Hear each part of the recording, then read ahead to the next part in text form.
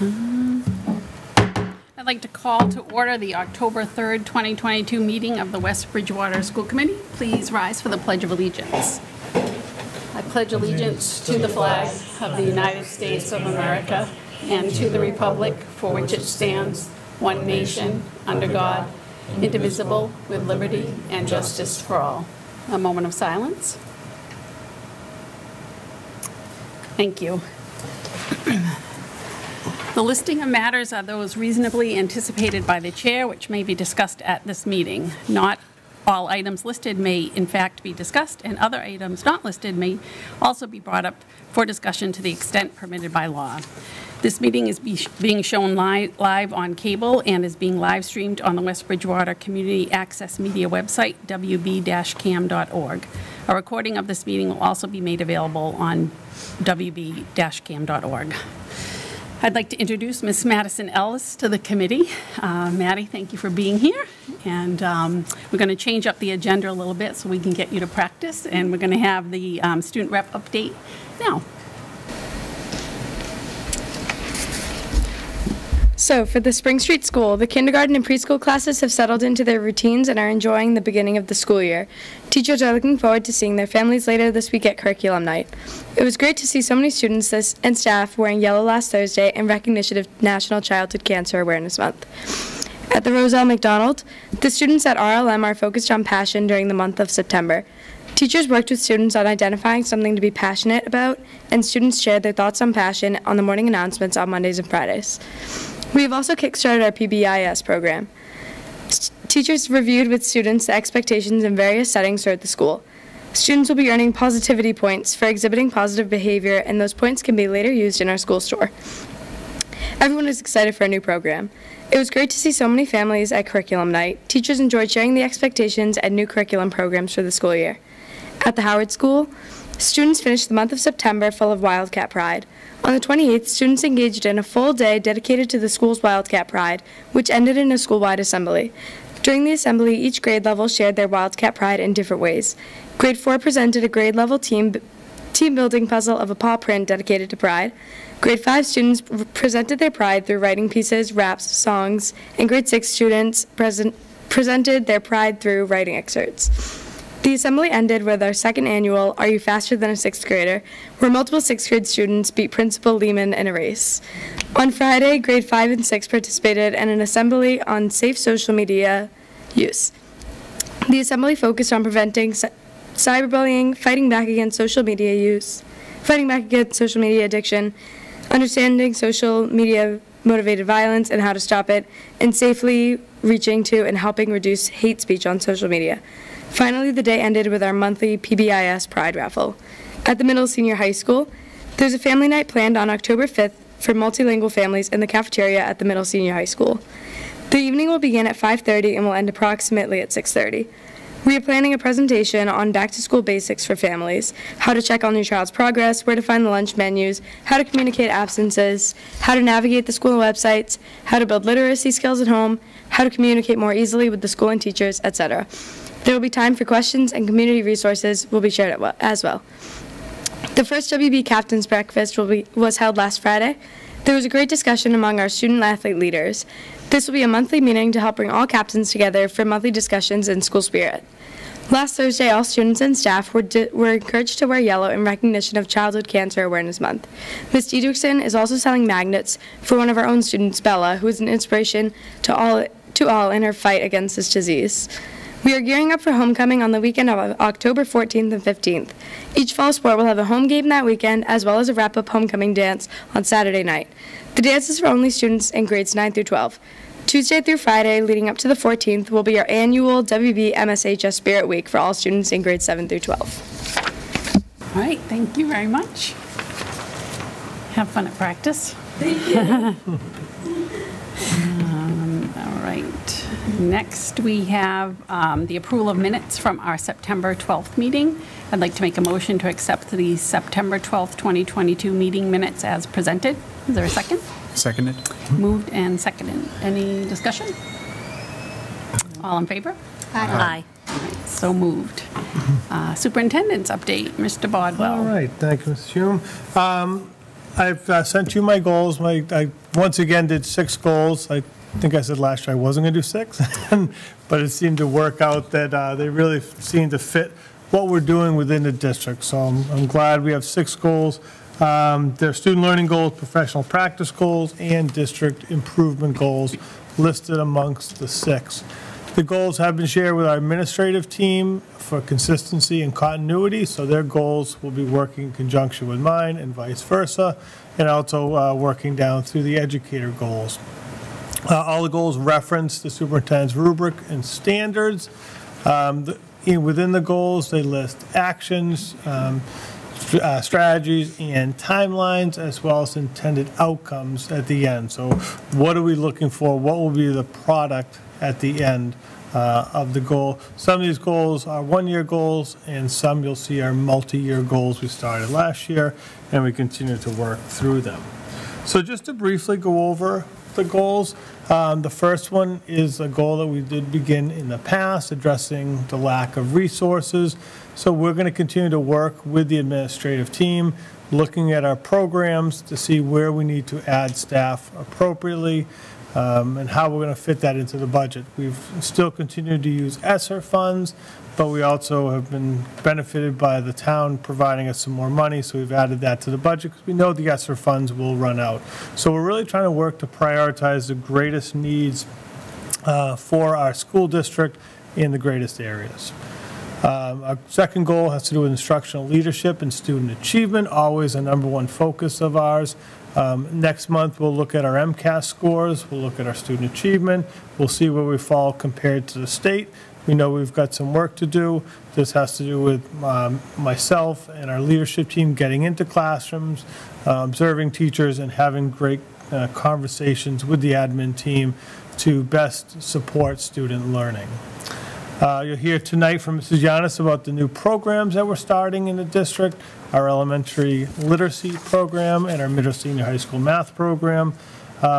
Both are funded through grants that we receive. Important that we're really taking our professional development time and using that most effectively. At our last PD time, it was good to get to the different buildings and see what we're doing, seeing the consultants that come in and working with our staff, because we know it's a big undertaking for all of them, so we need to provide them the professional development and the time and the resources to be as successful as possible. Social emotional learning continues, and a culture of belonging. We know we need to take care of the mental health of our students and our staff, so we'll be doing that throughout the year with our SEL teams. And we also want to make sure everyone feels included in the building and has a sense of belonging. Part of the professional development plan this year is to have Elise Wolf come in and be our consultant, working not only educating our staff, but also observing in classrooms as well. So it's going to be very beneficial to get her feedback. Last year we had the school building project for a new elementary school. I'll talk a little bit more about where we are in that process. But regardless of what we find out from the MSBA around early December, we'll either be resubmitting information or we'll be moving forward in the process. So either way, that's still going to be a huge priority area for the district. And this is also the beginning of our Planning for Success district plan, a 5-year plan that we're working through with meetings, going through the process. And I'll talk a little bit more about that also a little bit later in the meeting. So I feel the goals are pretty comprehensive. They take a lot into account in terms of what we're doing in the district and helping us move forward. Yeah, 6 goals is lofty, but as you said, some of them are multi-year goals, so it makes sense to include those, and the new goals also make sense. So I think they're rigorous but attainable, so thank you for your work in putting those together, and we appreciate you referencing the superintendent rubric standards as well in those. So thank you, and we look forward to your updates as you make progress with them. I will. Thank you. Yep. Next, new district grants and initiatives. Mrs. Yanis.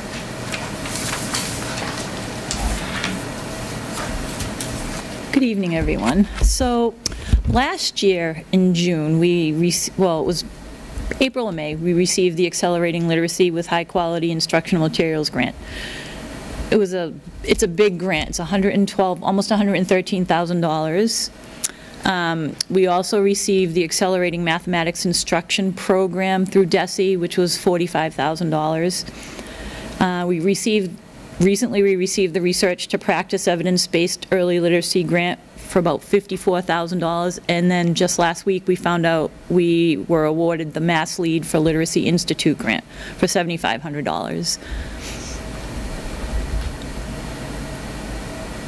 So what did we do with this money? So with the $112,000, we bought Hegarty Phonological and Phonemic Awareness Curriculum for pre-K, K, and 1.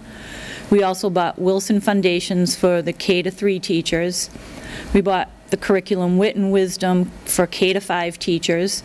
All of those are high-quality instructional materials. DESE wouldn't have approved any of them if they weren't. We also purchased illustrative math for grades 7 to 12. And we continued with ST Math this year in K-6.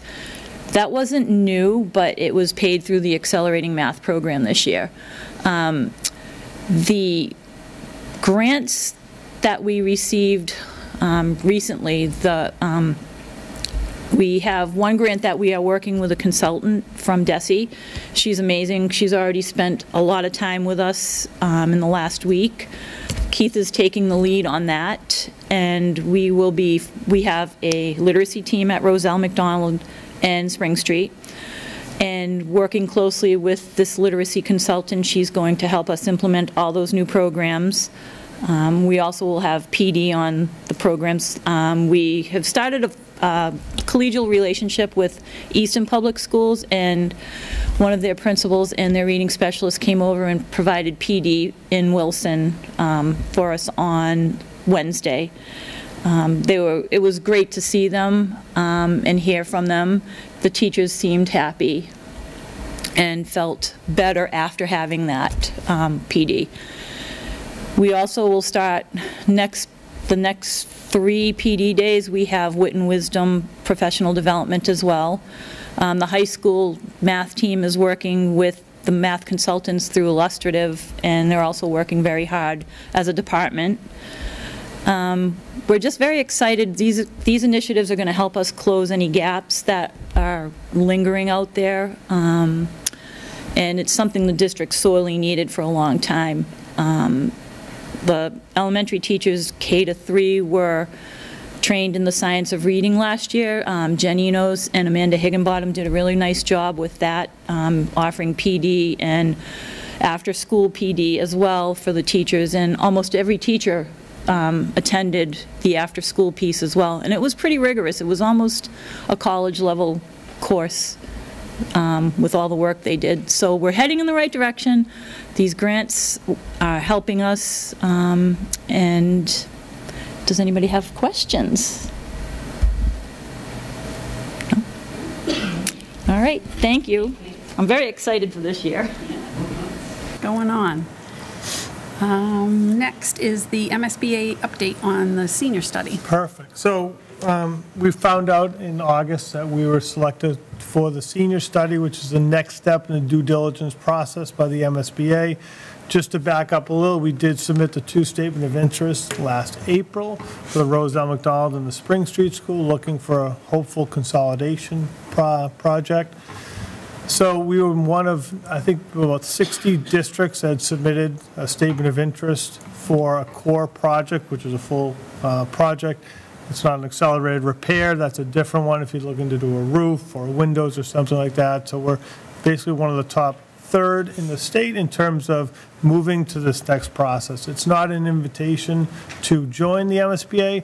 It's their time to do some more fact-finding, to find out more about the district, and also tour the buildings. So last Thursday, our team, which consisted of Mrs. Goulet, the principal, Mrs. Hume from the school committee, Mrs. Grant, our business manager, Mark Nebrega, who's one of the representatives from the maintenance department, and David Gangney, our town administrator, met with 5 representatives from MSBA, talked for about an hour, talked about what we saw as areas of need for our district, We also talked about grade configurations, and one of the things we talked about was, although we only submit statement of interest for the Roselle and the Spring Street School, we also wanted to open the door to the Howard School as well, because a potential project could be a pre-K to 6 building. They were interested in that. They were interested in hearing more information.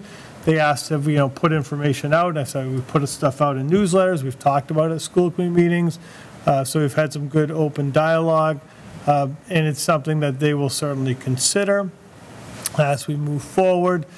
We'll find out more information late November, early December from them. After they did the information seeking, we did tour both the Roselle McDonald and the Spring Street School, and found it to be good. They took some video of some of the areas so they can reference that back as well. But they looked at classroom space, outdoor space, meeting spaces. They looked at the maintenance rooms, the boiler rooms, electrical panels, and everything like that. So it was I thought it was a very good visit. They provided us also with some good information moving forward so we can complete the statement of interest for the Howard School when the portal opens sometime in January. Yeah, they did ask good questions, and I thought they were very engaged during the tours. They took, as Mark said, they took some video, and one little girl at Roselle was working out in the hallway because there was no space for her to work with her tutor in the hallway. Because they were filming, they asked if we were the news coming around, which is so cute. Maybe we'll get on the news if we get a new building. That's for sure.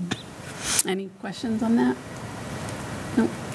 Mark, I have a question. So if we don't get it and we're not selected, is there anything, you said you could resubmit for the next year. How does, it's not frowned upon to go back the next year? Not at all. You start fresh, so you don't, if you're just one below the selected number, you don't get to the top of the list, so we would have to resubmit, but we would have plans to resubmit with additional information, things that we've learned since last April. There's a lot more we can probably add to the documents. Awesome. And correct me if I'm wrong, I know you and I discussed this, that our chances of being selected are really not based on so much the number of projects they're going to take on, but the funding they have. So it's more, okay, they can, not that they can do 20, but they can only do a certain number of million. Correct. They have a cap on how much money they have to spend. It's a penny on the sales tax on every dollar spent. So there's a cap, and so they'll look at all the projects and they'll probably prioritize and give a number to that. So if there is additional information that you've learned since submitting the initial statement of interest, is there an amendment process to add any of that new information at some point? We talked a lot. That's a good question. We did talk about that. One of the major things that we talked about was our concerns over overcrowding, which is, I said it's not a crisis level now, but it will be, I think, with the additional homes and living spaces being built in town. Mr. Gagnon was very helpful in that because he provided the town perspective and what the town is doing. So they listened to that. And one of the things that we would do if we were not selected, and we'll do it in some capacity anyhow, is a study that shows the impact on the schools with the additional homes.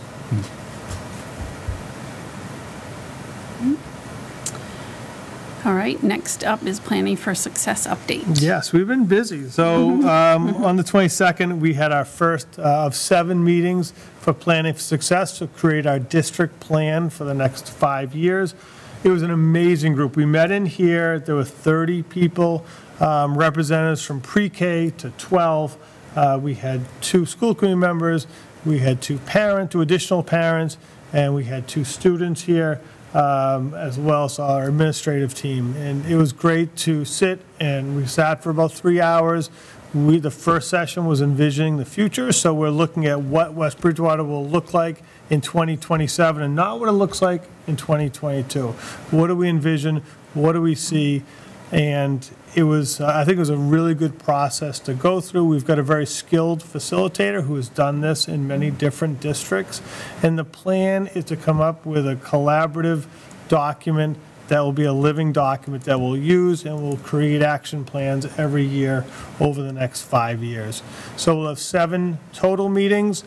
4 of them are the full team, which is everyone, and we have upcoming meetings this week to do an SWOT analysis with our administrative team. So some are just the administrative team, and then 4 of them are the full team. So I think it's a really worthwhile process, and we're getting lots of important input. Ruth really put out there to everyone to be the ambassador. Although you're just a representative, go out there, ask questions, and I've already gotten some good feedback from other people saying, these are some of the other things we're seeing, these are where we want West Bridgewater to be in 2027 and beyond. Yeah, I thought it was good. I don't know, did you have anything you wanted to? No, I thought it was a great session. It was great to partake in it and have a seat at the table and collaborate with the school coordinators and administration and parents, and there were students there, so I thought it was great. Yeah, we had to break off into small groups and work to come up with a list of what our district would look like if it was June 30th, 2027. And we had to then present what we came up with as if that was the time, and this was all we were working on, and then, compare back to how it looked like now. So it was a good exercise to kind of get us going to figure out the plan for the future. And what were some things that kind of came out in the forefront of the vision? Yeah, it was funny because some of them were, even though we broke off in separate groups, we had had the same themes. Small class size. Yep. I know was Social emotional learning. Yep. The ELL. concerned technology. Yep. That was a big one. And staffing. Yes. Yeah. Yep. Yeah, and that was the purpose of that, to come up with some common themes, and then we'll work off those. Yeah. And I think Ruth said she was going to send us a summary of. Yes. We haven't got that yet, but we'll share that when we do. Great. And the next slide just shows the different, what the themes will be and what the content will be of the 7 different meetings. These meetings will go from September through December, and then we'll start to implement the action plans in the spring. Any other questions? No? All right. Next, we have the Reed's quarterly report. Yeah, that's in your packet. It's, they put it out once a quarter. So this information for you to read and review. Any questions, I can certainly answer them or get you the answers. So, you good? Okay. Under business, first up is a voting issue for the MASC-MASS official delegate. So we have the joint conference in Hyannis coming up November 2nd to the 5th. And I believe we have 2 registrations for the conference that are interchangeable. And I believe that was Mrs. Milton and Mr. Schmier and myself all expressed interest in attending one or more of the days.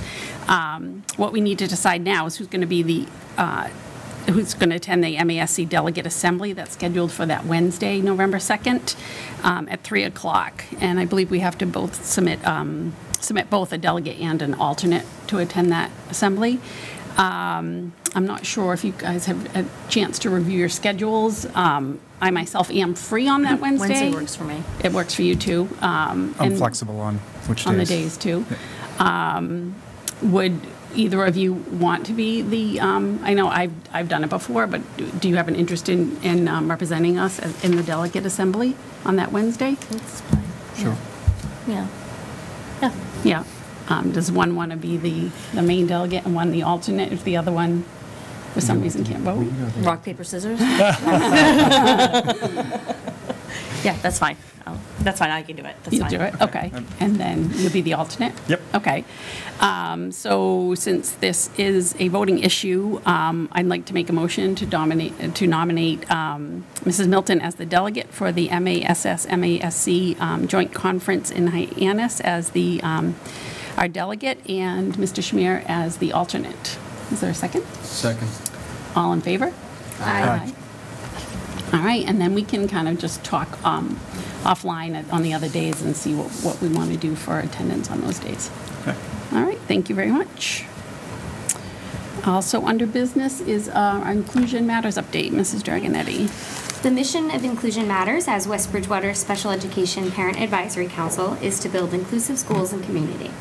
We do this by supporting families of students with IEPs and 504s and including regular education parents by offering advice, advocacy within the school system, and opportunities for education and community building through regular workshops and events for parents, guardians, and families. Please join us for our upcoming workshop, Understanding the IEP, a webinar for parents and guardians. Dr. Ed Carter, Professor of Special Education at Bridgewater State University, will be joining us to help caregivers read, understand, and contribute to their child's IEP. This event will be held on October 12th at 7 o'clock by Zoom. On October 17th, we will be hosting free 30-minute IEP or 504 Zoom consultations with special education experts. Unfortunately, registration for this event is now closed, but if you missed this opportunity for professional advice specific to your child's IEP, mark your calendars for January when we host our second round of consultations. Just a reminder, we'll be hosting our final information table at the Spring Street Curriculum Night on this Thursday, October 6th. Please stop by to meet Inclusion Matters board members, ask questions, learn more about us, and join our mailing list for a chance to win 3 different free prizes. In the words of Verna Myers, diversity is being invited to the party. Inclusion is being asked to dance. For more information about Inclusion Matters and upcoming events, you can find us on Facebook at Inclusion Matters MA or by visiting our website at www.inclusionmattersma.com. All right, thank you very much. And next up is the approval of policies, Mrs. Dragonetti and Mrs. Milton. Okay. So, as we did last time, I'm going to make a few motions, and we'll discuss them, and if we feel that we need to amend them after discussion, we can do so. So the policies that we opened this month and reviewed were all related to emergency plans, specifically that EBC Supplemental Emergency Plans interim policy on COVID-related issues. So that one kind of popped up as one that we need to review, given that we're fortunately on the other side of the pandemic, hopefully. So I'm going to make a motion to rescind policy EBC Supplemental Emergency Plans interim policy on COVID-related issues. Can I get a second? Second. So it's pretty self-explanatory. I mean, it covers all of our emergency plans in place during COVID, and we're not actually doing any of them anymore because we are, again, knock on wood, resumed normal education. Any other discussion? No? No? All in favor? Aye. Aye. Good. Okay, and now I'm going to move to adopt the following policies as written and revised. EBB First Aid, EBC Emergency Plans, EBCD Emergency Closings, JL Student Welfare, and JLC Student Health Services and Requirements. Can I get a second? Second. Okay. So EBC Emergency Plans is new to our index, and it's pretty straightforward policy. It just states the district will have procedures in place to respond to various types of emergencies. The language, and you'll see if you're looking at the policy now, the language around CPR training and AEDs, which are listed as number 6 and number 7, was previously in EBB First Aid. So in EBB First Aid, you'll see that those have been crossed out because they are now in EBC, which makes a little bit more sense that they would be in an emergency plan versus a first aid policy. So 6 and 7 are now located in EBC.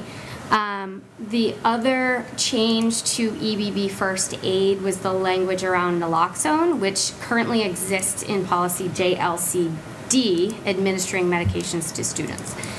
So these were all reviewed and compared to the MASC policies. There's really not any major changes here. It's just a matter of moving them around, or moving the language around to different policies based on where it fits.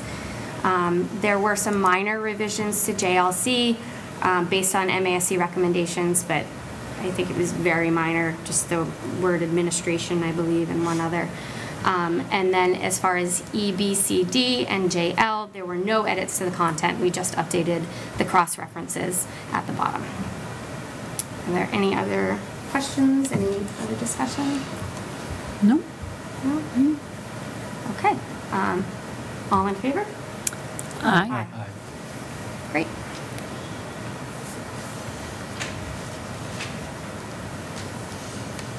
Okay, so up next are the policies that we are looking to open and review for the following month.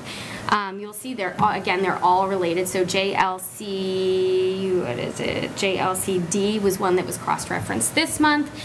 So it's kind of like a first domino. Once we started with one, they're all cross-referenced, and those are the ones that we're comparing. So I'd like to make a motion to open for review and revise, as indicated, the following policies: EB Safety Program, EEAE School Bus Safety Program, EEAEC Student Conduct on School Buses, GBGB Staff Safety, JCLA Physical Examination of Students, JLCB Immunization of Students, JLCC Communicable Diseases, JLCCB Pediculosis Head Lice Policy, JLCD Administering Medications to Students, IHAM and IHAM-R Health Education, JICC Student Conduct on School Buses, and JQ Student Fees, Fines, and Charges. And that last one was added based on the request from the previous meeting. Can I get a second? Second. Any discussion? Okay. All in favor? Aye. Aye. Great. All right, thank you both for all your work on keeping our policies up to date. I think we've hit a pretty good groove. Yeah, We're once you get kind in of there. in the flow now, so. Keep it going. Okay, next up is our warrant subcommittee report. Mrs. Dragonetti. The following warrants were issued and paid for the fiscal year 2022-2023. Bill warrants on September 22nd, 2022 for $57,752.30. On September 29th, 2022 for $137,143.07. October 6th, 2022, $85,805.99. And the following two payroll warrants. On September 16th, 2022 for $538,366.10, and September 30th, 2022 for $552,634.70. As always, all warrants are public record, and once signed are available in the Selectman's office for review. All right, thank you very much. Next is public comment. Members of the audience wishing to address the committee may do so at this time. Audience members are reminded that personnel issues or issues that would violate student or employee confidentiality cannot be addressed during the public comment section. No takers? Then we'll move on to our calendar events. District-wide, there'll be a PTO meeting on October 25th, 2022 at 7 o'clock at Barrett's Ale House. There'll be no school on October 10th, 2022. The Boosterthon PTO Fun Run will be held for the preschool on October 11th. And then, is that K through 6 on the 12th? Okay. I think there's 2 different days. Oh, because the preschool has the different sections, that's right, okay. And our next superintendent's coffee hour will be October 21st at 9:15 at the Rose L. McDonald School. At the middle senior high school, there'll be, as mentioned by Maddie earlier, the ESL Family Night on October 5th at 5:30 p.m. in the middle senior high school CAF. The next fall captain's breakfast meeting will be October 7th at 7 o'clock a.m. here in the middle senior high school Learning Commons. The next athletic boosters meeting will be held on October 12th at 7 p.m. also here in the Learning Commons. The Powder Puff game, always a fun event, will be October 13th at 6 p.m. on the football field. There will be a music boosters meeting October 18th at 6 p.m. in the middle senior high school band room. PSATs will be held on October 15th at 7:30 a.m. here in the Learning Commons. The Cow Chip fundraiser will be held on October 15th on the baseball field. Homecoming dance will be October 15th from 6 to 9 p.m. here in the high school. And Trunk or Treat will be held October 29th from 2 o'clock to 4:30 p.m. Here in the middle senior high school parking lot. At the Howard School, the 6th grade will be going on the field trip to Patriots Place on October 17th. The 5th grade field trip to Sturbridge Village will be held on October 20th. So glad the field trips are all back in swing. School council meeting at Howard will be held on October 20th at 2:45 in the Howard Conference Room. At the Rose L. McDonald School, Life Touch School Picture Retake Day will be on October 21st. Marks close on November 3rd. And at Spring Street, Life Touch School Pictures will be taken October 4th and 5th. And as mentioned earlier, curriculum night will be October 6th from 6 to 6:30 for the preschool and 6:30 to 7 for the kindergarten. Did I get that right? Oh, I thought you, no, Mrs. Golay, I thought you were saying, I had it wrong, sorry. Our next regularly scheduled school committee meeting will be held on November 7th at 6 p.m. here in the Learning Commons. Is there a motion to adjourn? Moved. Second. All in favor? Aye. All right, have a good night. Thanks.